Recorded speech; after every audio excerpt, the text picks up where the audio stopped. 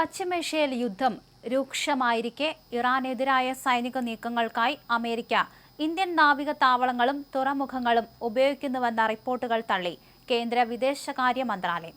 ഇത്തരം അവകാശവാദങ്ങൾ പൂർണ്ണമായും അടിസ്ഥാനരഹിതവും വ്യാജവുമാണെന്ന് മന്ത്രാലയം ഔദ്യോഗികമായി വ്യക്തമാക്കി.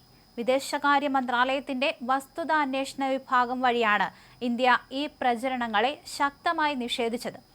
തെറ്റായ വിവരങ്ങൾ വിശ്വസിക്കരുതെന്നും ഇത്തരം കെട്ടിച്ചമച്ച പ്രസ്താവനകൾക്കെതിരെ ജാഗ്രത പാലിക്കണമെന്നും വിദേശകാര്യ മന്ത്രാലയത്തിന്റെ വസ്തുതാന്വേഷണ വിഭാഗം മുന്നറിയിപ്പ് നൽകി.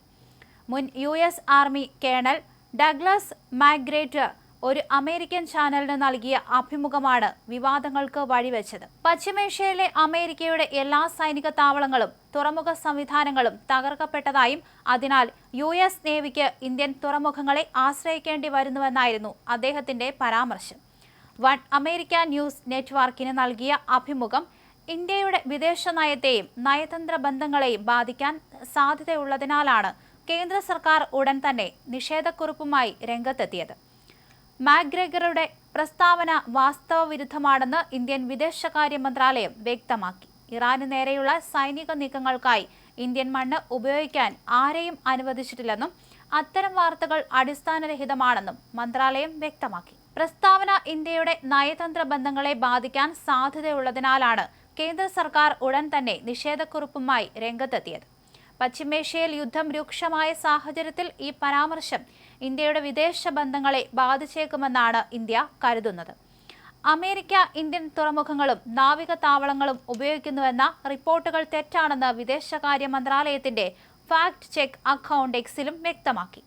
US-ഉം ഇസ്രായേലും സംയുക്തമായി നടത്തിയ ആക്രമണത്തിൽ ഇറാന്റെ പരമോന്നത നേതാവ് ആയത്തുള്ള അലി ഖമേനി കൊല്ലപ്പെട്ടതിന് പിന്നാലെ തുടങ്ങിയ യുദ്ധം 6ാം ദിവസവും രൂക്ഷമായി തുടരുകയാണ്. കഴിഞ്ഞ ചൊവ്വാഴ്ച ഇന്ത്യൻ മഹാസമുദ്രത്തിൽ ശ്രീലങ്കൻ തീരത്തോട് ചേർന്ന് US അന്തർവാഹിനിയുടെ ആക്രമണത്തിൽ ഇറാന്റെ യുദ്ധക്കപ്പലായ IRS ധേന മുങ്ങിയിരുന്നു.